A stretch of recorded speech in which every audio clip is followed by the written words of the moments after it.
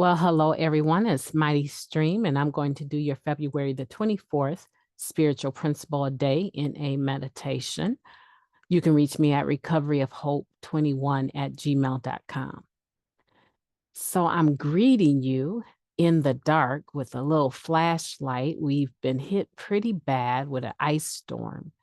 And so I just want to make sure that I use the little bit of energy and power I have to go through this meditation with you. Again, it is entitled Learning to Trust, February 24th. We do not have to understand this program for it to work. All we have to do is to follow direction. Basic text, chapter 8, we do recover. Oh, that's all we have to do?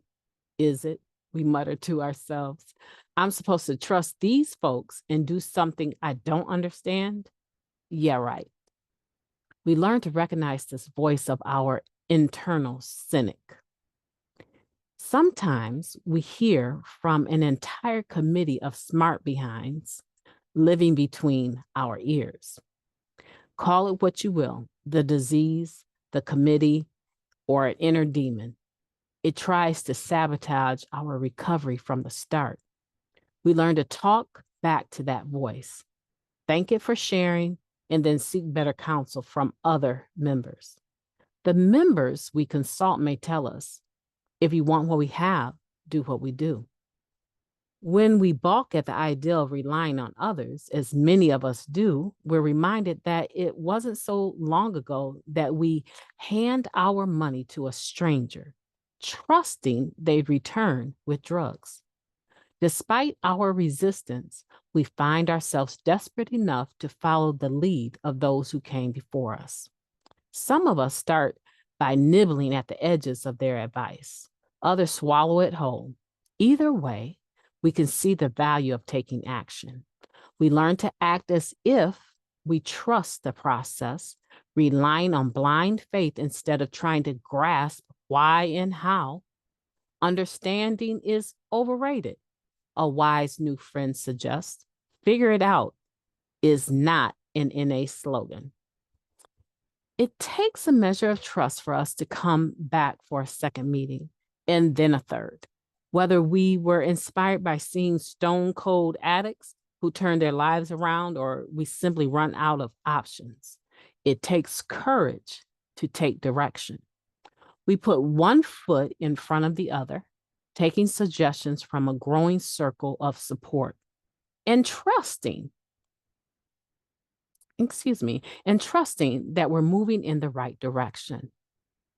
I will take a leap of faith today, trusting that fate or instinct or an addict in recovery or some other power greater than me will steer me in the direction of my hopes. Learning to trust is the topic.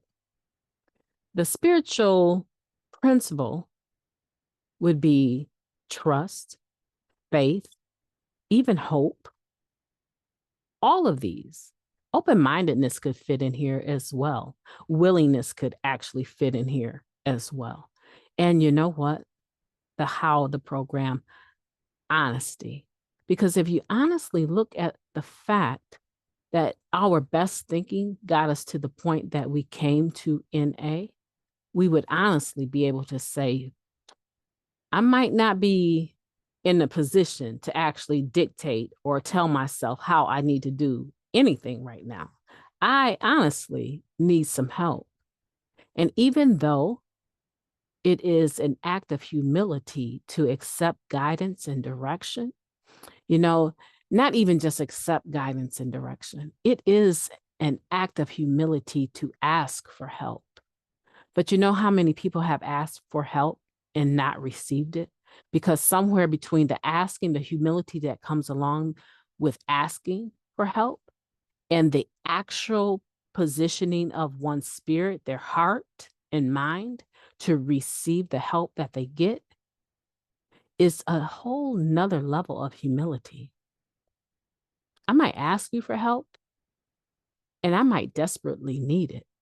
But let's say the person giving the help doesn't look like you, Or maybe they don't talk like you. Or maybe they don't walk like you. Maybe there's something about them that you utterly cannot stand.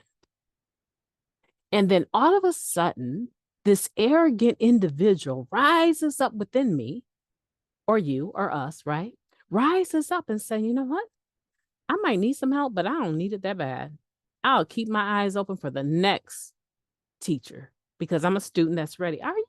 Are you really a student that's ready so that when the teacher appears, you can get the help that you need? See, sometimes we still have a little bit of bias within us, a little bit of pride, a little bit of arrogance, so that even if we were humble enough to ask for help, by the time the help starts to come along, now all of a sudden we want to tell the help how to help us.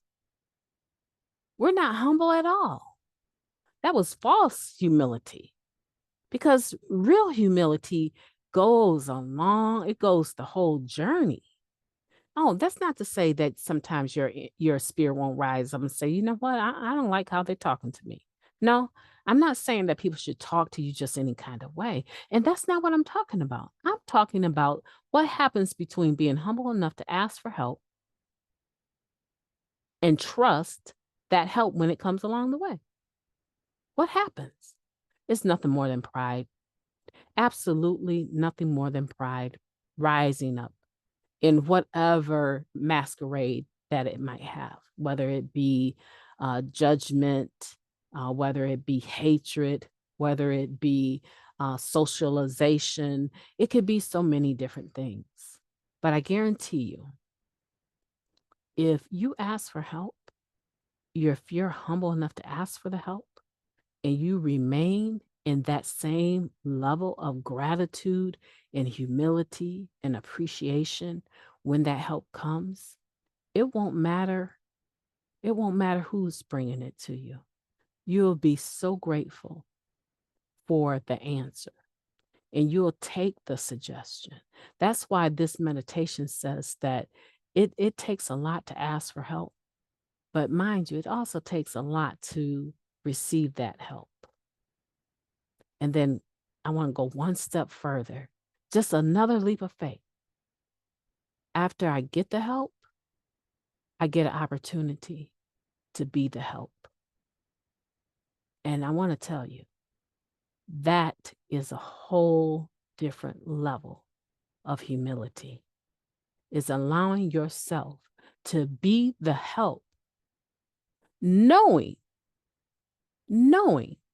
that the individual that say they're seeking help, when you come along with the help, it's probably at some point in time going to turn on its head and you're going to be the problem all of a sudden, even though you were coming with a spirit of goodwill. It takes humility to also be the help. Hey, I want you to think about that today.